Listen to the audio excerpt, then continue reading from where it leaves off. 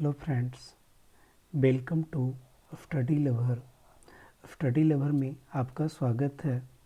आज से जो है हम लोग एक नई सीरीज़ की शुरुआत कर रहे हैं और इसके अंतर्गत आपको डेली करंट अफेयर्स प्रोवाइड करवाए जाएंगे। आज है 11 जनवरी 2022। तो आइए शुरुआत करते हैं आज के करंट अफेयर्स से। आपको जो भी करंट अफेयर्स मिलेंगे वो 100% जो है वो एग्ज़ाम ओरिएंटेड मिलेंगे। तो आइए देखते हैं पहला प्रश्न है कि आरबीआई के द्वारा जो है नवीनतम आंकड़ों के अनुसार भारत का विदेशी मुद्रा भंडार अर्थात फॉरेक्स रिजर्व 31 दिसंबर 2021 तक कितना बिलियन डॉलर था। ऑप्शन है 600 बिलियन, 550 बिलियन डॉलर, 455 बिलियन या 633 बिलियन डॉलर। देखिए, इस तरीके के प्रश्न में जो है आपको एक स्पेसिफिक डेट को ही ये पूछा जाएगा और वो भी कोई इम्पोर्टेंट डेट होगा और आपको एक अनुमान होना चाहिए कि हाँ, भारत का भी फॉरेक्स रिजर्व जो है वो कितना चल रहा है, 450 के ऊपर है या फिर 500 बिलियन डॉलर के ऊपर है या 600 के ऊपर है। इतना ही आपको एक रफ आइडिया होना चाहिए, तभी आप इसका सही आंसर लगा सकते हैं। और इसका सही आंसर है 633 बिलियन डॉलर। ये देखते हैं इसका डिटेल में। तो रिजर्व बैंक के द्वारा जो है जो नवीनतम आंकड़े जारी किए गए उसके अकॉर्डिंग 2021 के अंतिम सप्ताह में 1.466 बिलियन डॉलर घटकर यह 633.614 बिलियन डॉलर हो गया है। तो आपको ये याद रखना है कि 31 दिसंबर को कितना था। आपको एक रफली इसका आइडिया होना चाहिए। साथ ही आपको ये मालूम होना चाहिए कि विदेशी मुद्रा भंडार में क्या क्या आता है। तो विदेशी मुद्रा संपत्तियाँ, स्वर्ण भंडार, एसडीआर और कुछ अन्य संपत्तियाँ भी जो है इसके अंतर्गत रखे जाते हैं। अगला प्रश्न है कि इको रैप रिपोर्ट के अनुसार वित्त वर्ष 2022 में भारत का वास्तविक सकल घरेलू उत्पाद लगभग 9.5 बढ़ने का अनुमान है। इको रैप रिपोर्ट किस संस्था के द्वारा जारी किया जाता है? तो इसका सही आंसर है एसबीआई।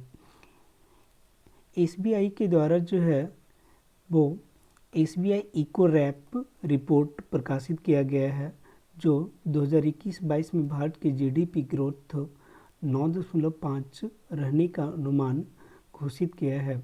वहीं एनएसओ के द्वारा जो है वो 2021-22 का जीडीपी 9.2% रहने का अनुमान लगाया है। तो ये आपको कुछ आंकड़े जो याद रखना चाहिए कि 9.2% जो है वो एनएसओ के द्वारा और 9.5% जो है वो एसबीआई इको रैप के द्वारा अनुमान लगाया गया है। अगला प्रश्न है कि लोसांग त्यौहार, जिसका दूसरा नाम नामसूंग त्यौहार भी है, यह किस भारतीय राज्य में मनाया जाता है? ऑप्शन है सिक्किम, अरुणाचल प्रदेश, असम और लद्दाख। तो यह जो है सिक्किम में मनाया जाने वाला एक त्यौहार है। बात करते हैं लोसांग त्यौहार की, तो लोसांग या नामसूंग जो त्यौहार है वो सिक्किम में तिब्बती जो चंद्र कैलेंडर है उसके अनुसार मनाया जाता है और यह फसल के मौसम की शुरुआत का भी प्रतीक है। वहीं इसे मनाने वाले दो जनजाति हैं, एक भूटिया जनजाति, दूसरा लेप्चा जनजाति। भूटिया जनजाति के द्वारा लोसांग त्यौहार के नाम से इसे मनाया जाता है। वहीं लेप्चा जनजाति जो है इसे नामसूंग त्यौहार के रूप में मनाती है और यह त्यौहार जो है भारत के अलावा नेपाल और भूटान में भी मनाया जाता है। ठीक है, तो ये याद रखिएगा कि लोसांग त्यौहार जो है वो सिक्किम में मनाया जाता है। देखते हैं अगले प्रश्न को। अगला प्रश्न है कि प्रधानमंत्री के पंजाब दौरे के दौरान सुरक्षा चूकों की जांच के लिए गृह मंत्रालय के द्वारा किस कमेटी का गठन किया गया है? ऑप्शन है मेहताब सिंह गिल, सुधीर कुमार सक्सेना, कैप्टन अमरिंदर सिंह और चरणजीत सिंह चन्नी। तो प्रधानमंत्री का जो पंजाब दौरा हुआ था उसमें सुरक्षा चूक के बाद बहुत सारी कमेटी बनाई गई, लेकिन उसमें हम लोग को जानना है कि गृह मंत्रालय के द्वारा किस कमेटी का गठन किया गया है। तो गृह मंत्रालय के द्वारा जो है सुधीर कुमार सक्सेना के नेतृत्व में एक कमेटी गठित की गई है। सुधीर कुमार सक्सेना जो है वो कैबिनेट सचिवालय से संबंधित है और इनके अलावा 2 अन्य सदस्य को भी इस कमेटी में शामिल किया गया है। एक आईबी के जो है संयुक्त निदेशक बलबीर सिंह और दूसरे विशेष सुरक्षा समूह के आईजी एस सुरेश शामिल हैं। तो आपको याद रखना है कि सुधीर कुमार सक्सेना के नेतृत्व में एक कमेटी गठित की गई है जो प्रधानमंत्री नरेंद्र मोदी का जो पंजाब दौरा में सुरक्षा चूक हुआ था उसको लेकर ही अपनी रिपोर्ट पेश करेगी। ठीक है, देखते हैं अगले प्रश्न को। अगला प्रश्न है कि 79th गोल्डन ग्लोब अवार्ड्स 2020 के तहत जो सर्वश्रेष्ठ फिल्म है उसके तहत किसे सम्मानित किया गया, किस फिल्म को सम्मानित किया गया? ऑप्शन है west side story, tick tick boom, the power of the dog या सक्सेशन। तो 79th जो गोल्डन ग्लोब अवार्ड था उसके तहत आपको तो पहले ये याद रखना चाहिए कि कौन सा गोल्डन ग्लोब अवार्ड था। कभी कभी ईयर नहीं दे के सिर्फ नंबरिंग देता है कि 78 79th, तो याद रखना होगा कि 79th जो है गोल्डन ग्लोब अवार्ड दिया गया है और इसके 2 कैटेगरी होते हैं, एक फिल्म कैटेगरी और दूसरा टेलीविज़न कैटेगरी। तो फिल्म कैटेगरी के तहत जो है वो बेस्ट फिल्म का अवार्ड ड्रामा श्रेणी में the power of the dog को दिया गया, वहीं म्यूजिकल या कॉमेडी श्रेणी में वेस्ट साइड स्टोरी को दिया गया है। और बेस्ट एक्ट्रेस का अवार्ड जो है वो निकोल किडमैन को बीइंग द रिकॉर्ड्स और बेस्ट एक्टर का जो अवार्ड है वो बिल स्मिथ को दिया गया है। कौन सी मूवी के लिए? तो वो दिया गया है किंग रिचर्ड मूवी के लिए।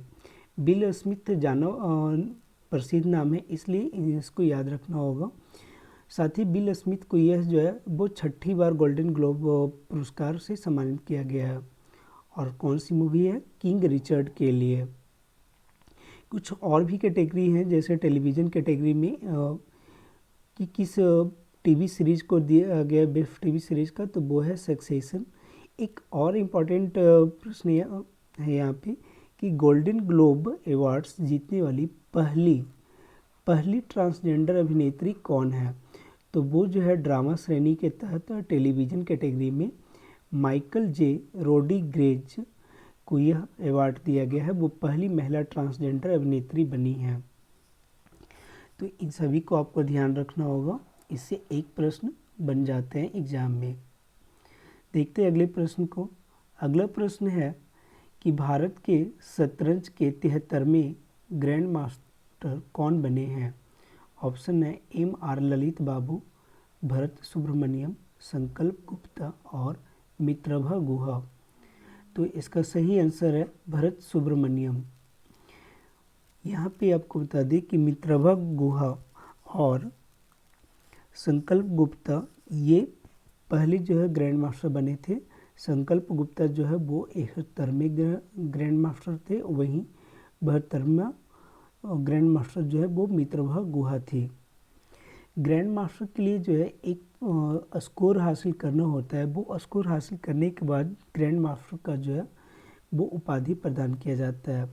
बात करें अगर भरत सुब्रमण्यम की, तो वो जो है चेन्नई से उनका संबंध है और वह 14 वर्षीय हैं और भारत के 73वें ग्रैंड मास्टर बने हैं। देखते हैं अगले प्रश्न को। अगला प्रश्न है कि दिसंबर 2021 के लिए आईसीसी पुरुष player of the month award से किस खिलाड़ी को सम्मानित किया गया या किसे दिया गया है?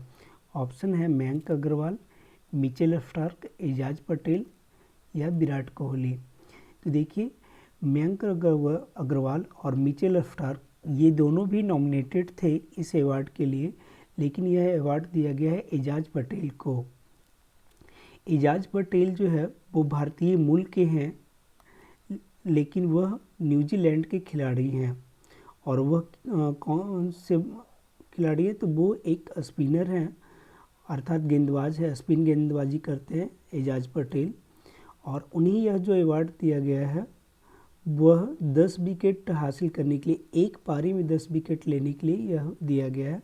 और उन्होंने यह कारनामा वानखेड़े स्टेडियम में टीम इंडिया के खिलाफ किया था। ठीक है, तो आपको याद रखना है कि ICC men's player of the month Ajaz Patel को दिया गया है। और कौन से मंथ के लिए, तो दिसंबर 2021 के लिए ये अवार्ड दिया गया है। ठीक है, देखते हैं अगले प्रश्न को। अगला प्रश्न है कि एशियन इंफ्रास्ट्रक्चर इन्वेस्टमेंट बैंक का उपाध्यक्ष किसे नियुक्त किया गया है। ऑप्शन है डीजे पांडियन, रघुराम राजन, उर्जित पटेल और अरविंद सुब्रमण्यम। तो इसका सही आंसर है उर्जित पटेल। पहले जो है वो Asian infrastructure investment bank AIIB के वाइस प्रेसिडेंट डीजे पांडियन थे, उनके जगह पे उर्जित पटेल को अब बनाया गया है। AIIB में जो है 5 वाइस प्रेसिडेंट होते हैं। ठीक है, तो अब जो है किन्हें बनाया गया है, उर्जित पटेल को बनाया गया। उर्जित पटेल के बारे में आपको मालूम होगा कि ये RBI के पूर्व गवर्नर हैं और ये 24 नंबर के RBI के गवर्नर थे। वही अगर बात करें AIIB की, तो इसका हेड क्वार्टर जो है वो बीजिंग चाइना में है और इसका स्थापना जो है वो 2016 में हुआ था। वहीं इसके प्रेसिडेंट जो है वो जिम लुकिन हैं, जो चाइना के ही हैं। AIIB के द्वारा जो है कुछ इन्वेस्टमेंट इंडिया में किया गया है, जैसे चेन्नई मेट्रो रेल प्रोजेक्ट के लिए $35 करोड़ का, वहीं बेंगलोर मेट्रो प्रोजेक्ट के लिए भी फंडिंग किया गया है। चीन के बाद जो है भारत वोटिंग शेयर के हिसाब से दूसरा सबसे बड़ा इसमें भागीदार है और भारत एक फाउंडिंग मेंबर भी है। इसका स्थापना कब हुआ था, 2016, अर्थात भारत 2016 से जो है इसका एक मेंबर है। देखते अगले प्रश्न को। अगला प्रश्न है कि किस देश के चांग E5 मून लैंडर ने चंद्रमा पर पहली बार ऑन साइट पानी के नमूने की खोज की है। तो ऑप्शन है Japan, south Korea, China, USA। यह कारनामा जो है चीन के लैंडर चांग E5 के द्वारा किया गया है। पूर्व में भी जो है चांद पे वो पानी के साक्ष्य मिले थे, जैसे भारत का जो चंद्रयान 1 था, चंद्रयान 1 के द्वारा जो है ये बताया गया था कि चंद्रमा पे जो है पानी की उपस्थिति है, लेकिन पहली बार जो है वो चट्टान और मिट्टी में पानी के लक्षण का पता लगाया गया है, अर्थात ऑन साइट लगाया गया। ये चंद्रयान के द्वारा जो है वो सैटेलाइट के द्वारा पता लगाया गया था, जबकि इस लूनर लैंडर के द्वारा जो है वो चट्टान के नमूनों का परीक्षण करने के बाद ये पता लगाया गया और इससे यह जानकारी मिली है कि यहाँ पे जो पानी की उपस्थिति है वो पृथ्वी की तुलना में कम है। ठीक है, ये जानकारी जो है पहली बार पता लगाया गया है। तो वो चांद का जो है मतलब चीन का जो लूनर लैंडर है उसके द्वारा ये पता लगाया गया है। देखते हैं अगले प्रश्न को। अगला प्रश्न जो है 10वां प्रश्न है, आज का ये अंतिम प्रश्न है। प्रश्न ये है कि प्रधानमंत्री नरेंद्र मोदी ने किस तारीख को वीर बाल दिवस के रूप में मनाए जाने की घोषणा की है। ऑप्शन है 16 दिसंबर, 26 दिसंबर, 16 जनवरी या 14 जनवरी। तो इसका सही आंसर है 26 दिसंबर। हाल ही में प्रधानमंत्री नरेंद्र मोदी के द्वारा श्री गुरु गोविंद सिंह के प्रकाश पर्व के अवसर पर जोरावर सिंह और साहिबजादा फतेह सिंह के शहादत की याद में 26 दिसंबर को वीर बाल दिवस के रूप में मनाए जाने की घोषणा की है। अब ये जोरावर सिंह और फतेह सिंह जो है वो गुरु गोविंद साहब के पुत्र थे और इन्हें मुगलों के द्वारा दीवार में चुनवा दिया गया था। इसी के इस शहीदी की याद में ही जो है वो 26 दिसंबर को अब वीर बाल दिवस के रूप में मनाया जाएगा। तो आज के लिए जो है इतना ही। कैसा लगा आपको वीडियो? अगर आपको ये अच्छा लगा तो आप इस चैनल को सब्सक्राइब कर लें और वीडियो को लाइक कर दें। आज के लिए इतना ही, मिलते हैं अगले सेशन में। तब तक के लिए धन्यवाद। Thank you.